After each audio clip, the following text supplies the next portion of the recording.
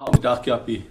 I just wanted to say a few words, give an update, and let people know what's been going on. I know there's a lot of rumors out there. I know there's a lot of things being said about me, and that's okay. I expect that stuff. But I just want everyone to know that the tribe is still doing the best that we can to stop this pipeline, and we will continue to do this. You have to keep in mind that we started this process almost 3 years ago when we first learned of Dakota Access Pipeline, and we've been working since then to do the best that we can to stop. And I know sometimes with different opinions, different leaders, they feel that we probably could have did something different, or we probably should have done something that we're not, or maybe they think that we're doing something wrong right now. But I feel pretty good about where we're at right now. I feel comfortable of the things that had transpired in the past few days. December 9th, yesterday, we had a scheduling conference with Judge Boasberg in DC, and that was just to set up the schedule for the upcoming months and to determine when deadlines are. The first thing was when we can file our briefs, and that was January 6th. That was the first deadline, and then Dakota Access has January 31st to file theirs, but we're expecting them to file theirs sooner. And as soon as they file their brief, then we have 10 days after that to file our replies. So then once all the briefs are filed and the replies are filed, then it'll be determined whether or not if the judge wants to have a oral hearing, or if he'll just take the briefs for what they are. So there was no rulings or no decisions made by the judge yesterday. It was just for scheduling, and Dakota Access did come with a motion December 5th, right after the Corps of Engineers came out with the ruling. The Dakota Access came out with a motion for summary judgment, and what they're asking the judge, and they were hoping to argue this past Friday, yesterday, but the judge said this was only a scheduling conference. And what they were saying with the summary judgment was that they don't need permission to pass the easement. And what they're saying is that they got the approval on when the Corps of Engineers gave them the 408 permit. But the 408 permit is under the Rivers and Arbors Act, and so the easement falls under mining and leasing. So the two different statutes. So we feel confident that their argument is weak, and that we'll pull that out. You can't blend two statutes together and expect permission from both statutes. So we're confident that this will get dismissed. So basically, yesterday, what we know is that we got the schedule. We also know that the judge did not give our grant any permission for Dakota Access to drill under Lake Oahe. He brought out what the Corps had asked for, and that was consideration for a reroute. They had asked that a full EIS be looked into. We had another meeting in DC with government agencies, government officials, on starting the process for the environmental impact statement. And we pressed the government officials to try to get this out right away. So we came away thinking that the first process in the environmental is to publish it in the Federal Reserve, and they are going to publish this. We're pressing them to get it done before December 31st. So once that gets in the published register, then they take comments and start the planning on who's going to be part of the EIS, and what information is going to be sought after, and who the contractors will be that will be conducting the EIS. We definitely don't want Dakota Access doing the EIS for this project, because we saw what they did when when Dakota Access hired their third party to do the environmental assessment. So the process is starting. The more that this administration can do, it'll make it more difficult for the next administration to untangle or unwind and just give the easement to Dakota Access Pipeline. So we know that this is going to be a drawn out process that will take some time, and rightfully so. We have been arguing all along that we are a people. We are of importance to this nation. We are the first occupants of this land. We are the ones who have a clear understanding of our environment. We have every right to stand up against Dakota Access Pipeline as it crosses through our treaty lands, and we have treaty rights.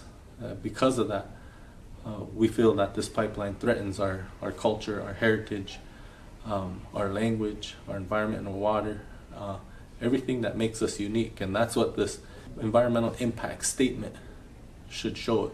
It doesn't have to it looks at people and what's precious to this nation, what should be protected.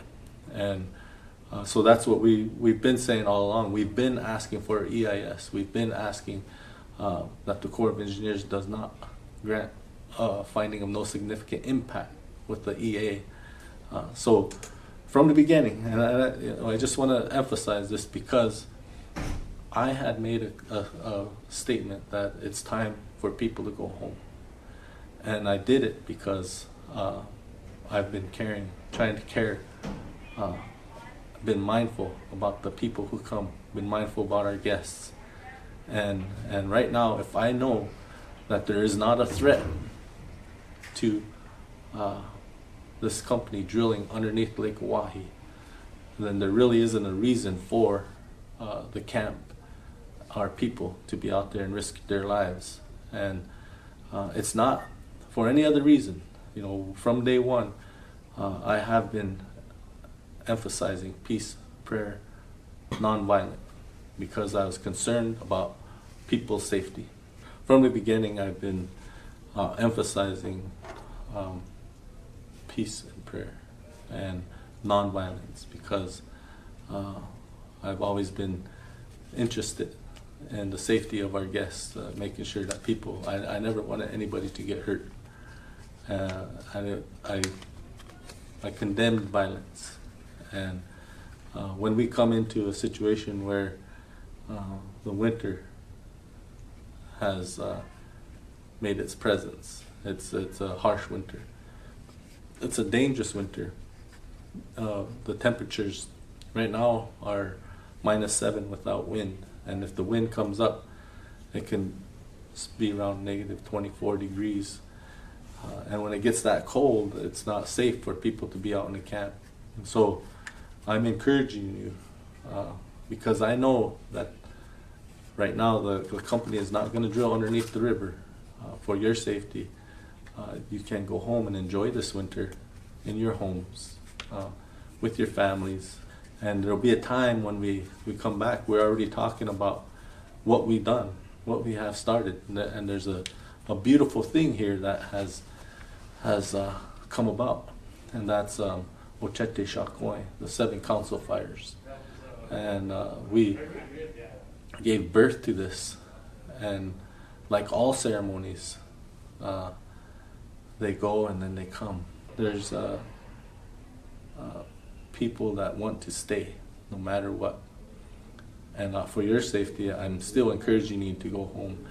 And not only for your safety, but for the safety of other people. And we don't want any lives lost. So it's important that you be mindful of who you are and who you're representing, and also where you're at. And so also be mindful of who's encouraging you to stay. Do they have intentions other than what is needed now? Because the pipeline fight is not here. The pipeline fight is not happening right now. It's stalled. We have to start looking at what else we can do, where else we can fight. And I'll tell you, if this is about the black snake, if you want to kill the black snake, then you have to go after the blood that feeds it. Take the blood out of the black snake. Where does the blood come from? This one pipeline is not going to be the end, because there's so much oil that's being extracted. There's so much oil being stored. There's going to be more pipelines. There's more black snakes until we stop the flow of that blood. And there's two ways we can do that. We can go to the source where the oil is coming from, where that blood's at, or we can start to change our behavior. We can start looking at what we need to do, and that's the beautiful thing about Ochete Shakoy and the 7 Council Fire. How do we go on from this point on? What do we need to do? How do we need to change ourselves? What I'm seeing now is that people are starting to point fingers and point blame, and they're saying that I'm helping the Corps of Engineers, I'm helping the state, I'm helping Dakota Access. And that, I find that crazy, because from day one, we've been fighting this pipeline. We have the records, we have the documentation that can prove. Why would all of a sudden I jump ship? And the only reason why we say that is because myself and the Standing Rock Sioux tribe are encouraging people to get out of harm's way. When it's time now for them to go, and it's not for us to get in our own routine. The only reason why people would want to stay is because, and I'm going to say it, there's donations, there's money, and if that's our motive to stay here, then we're no better than that pipeline company. We're no better than the oil company. If that's your reason to be here, if that's your reason to encourage people to stay here so you can make money, so you can get free things, free donations, you're no better than the oil company. You're selling something that isn't necessary so you can make money. Like I'm saying, it's time now, that bit. And I'm just telling you the way it is and telling you the truth. And when we talk about the 7 council fires and bringing it back, we come back in the springtime, we come back in the summertime, or we come back in the fall, and we set it up. And we set it up right. And we take whatever we set up, we take it and we take it home, and we take it to our homes wherever we are, and we start living in that way. We have to start changing how we live, change our behavior, because for how long have we been saying it's broke? It's easy to complain about something being broke, but it's hard to actually do something to fix it.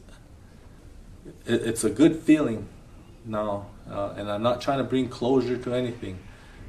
You have to understand, I'm just trying to make sure people are safe, and I know out there it's not safe. So if it's not safe, and if it's not necessary to be out there fighting that pipeline, because there's nothing going to happen. They're not drilling. They don't have permission to drill. I'm not trying to raise, this is a rumor I heard. The chairman's working with the governor and Corps of Engineers to elevate water levels. I've been trying to make sure people are safe. I never even had that meeting. And just because the water levels went up doesn't mean that I had anything to do with it. I'm here trying to protect people. I would never bring harm to anybody. I get these questions that come from the camp saying that I met with the Army Corps of Engineers and the governor, and that we were planning on raising water levels, and so the water rose, and now I'm getting blamed for that. And that's crazy, because I've been all about safety, and bringing that water level up is bringing harm or threat, and that's not even the case. I never even had a meeting, but I think people are saying things right now to get what they want, and they make things up. If this camp is here and all it's doing is creating friction and controversy and splitting and accusing Standing Rock Sioux tribe, who's been hosting and accommodating and meeting the needs, accusing the tribe of trying to harm or trying to do whatever it can so that the pipeline goes through. That doesn't make sense to me. I just continue to hope that people have an understanding and know I wouldn't do that, and that continue to pray that this pipeline doesn't go through.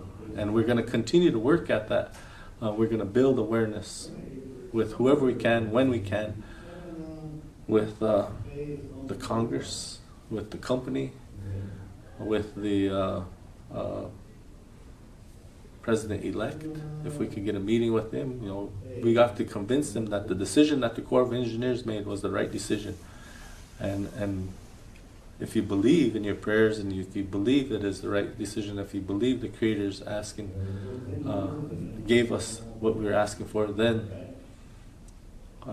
we have an opportunity to educate not just President-elect, the governors, the company, but we have an opportunity to say this battle is not at Standing Rock, but this is a battle cry for America to stand up for Mother Earth now. And there's other pipelines that we can channel our efforts and our unity and our prayer to. We could take a breath and we could breathe, and we could rest.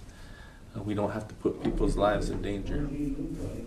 So I just ask you to keep that in mind, and then I think that's all I have right now. But I just want to thank you for taking the time and listening to me.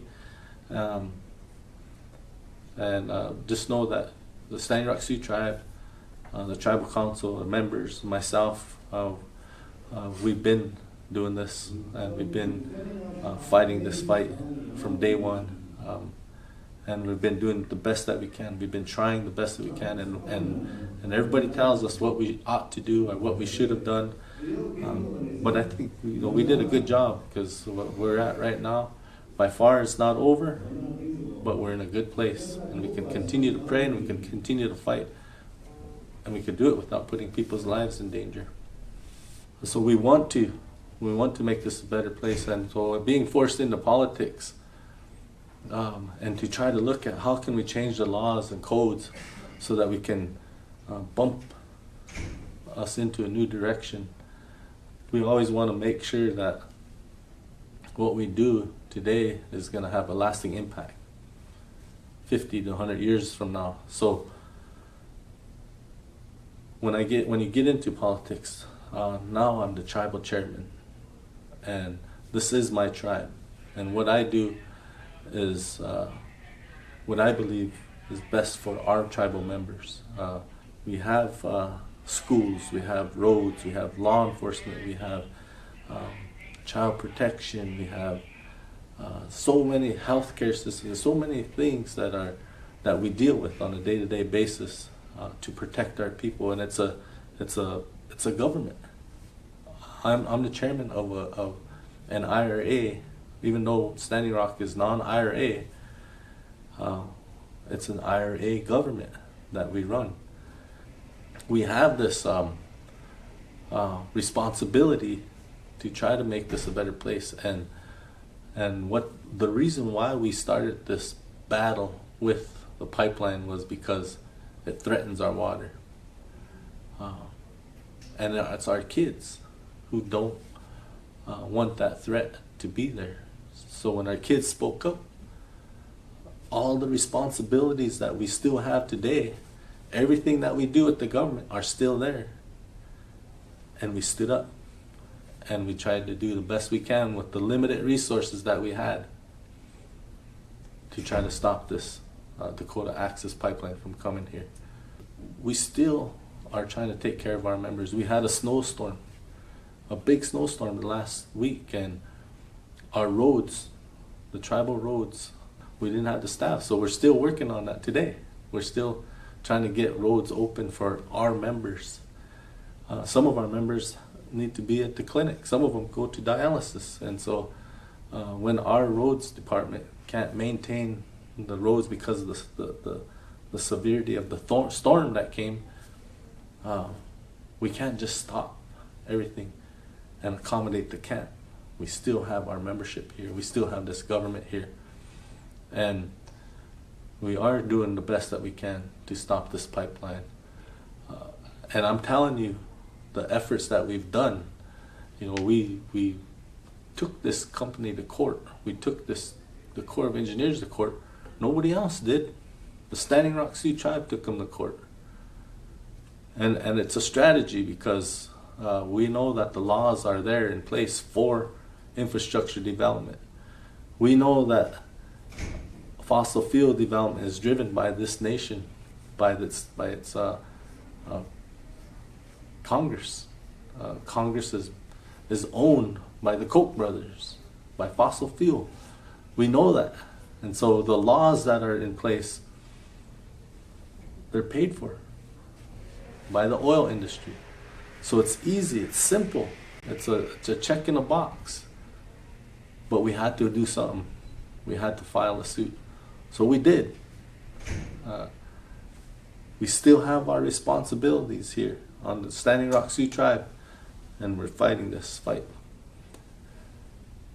People came. We welcomed them to come stand with us, come join this fight with us. As we're going to court and as we're fighting this, I had to talk to the landowner where this pipeline was going to. I had to talk to the Corps of Engineers. I had to talk to the governor. I had to talk to Dakota Access Pipeline. And this was like early on. This is what the company said, or the landowner said. If we give you $5 million, and if we give you the land where this pipeline is going through, you just have to let it go, and we'll give it to you. And I said no. Our tribal council was approached by Dakota Access Pipeline. We'll give you the land. We'll give you money. They said no. The company asked. The company flat out said, the land where that pipeline is, that's an option. It's on the table. And we maintain that we don't want money. I don't want money. We don't want land just to allow that pipeline to go through. So we never took anything. And I could honestly say that. We never solicited for money either. The Standing Rock Sioux Tribe never said, give us money. We never negotiated. Every time we said we want to make sure that there are no pipeline spills, we looked at how pipelines are constructed. And so we said, well, let us look at your specs. If we let you look at their specs and if we do something, there was always a proposition to negotiate. And we never negotiated. We would say, understand, if we take a look at this stuff, we're not giving consent. We don't want this pipeline here. The only thing we want is reroute. And you could ask anyone. You could ask the Corps of Engineers. You could ask the company. We never did try to negotiate. We never did try to take money or anything from it. And it's because we believe. This whole thing, we believe in the Creator. We believe in our prayers, and we know that with that belief and with that conviction, things will happen. But if you don't believe, you can pray all you want, but if you don't believe in your prayers, then there's nothing going to come from them. So it's important that you believe, and we believe that, so we never wanted anything from it. We could have settled, but we never settled. We never asked for money. Tribes wanted to donate, and they said, what are your costs? And we said, we have a high legal cost, so they wanted to donate to our legal fund. And then as the camp began to grow, we started to pay for porta potties. We paid for roll-off dumpsters. We use our own tribal equipment, our own grader, our own loader. We use our food distribution food van for the camp. the resources that the tribe has for our members were used at the camp, so that the guests that were coming were taken care of. Our ambulances, our healthcare, our law enforcement were all stressed because of the influx of people that came, but we never complained. We always said we're going to accommodate our guests.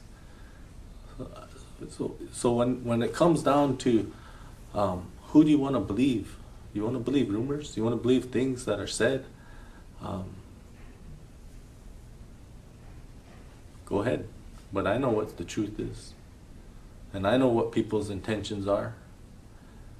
And I know what my intentions are. And that's for my tribe. That's to protect our tribe and the future of our kids. And if I do that, then I know, and with everything that came with this camp and with this movement, there's a lot of things that we can learn from. There's a lot of things that we can do to help our people. And the lessons that were brought here today, we can take those back to our communities and share them. And it's pretty amazing that we have had over 10,000 people and we haven't had a death. We haven't had anything serious go wrong. We were able to self-police. We were able to heal. We were able to pray. We were able to share ceremonies, share songs. There's a lot of things that I've seen that were good, and that we can take those good things and take them back. And so I'm just so thankful and I'm so grateful that everybody came.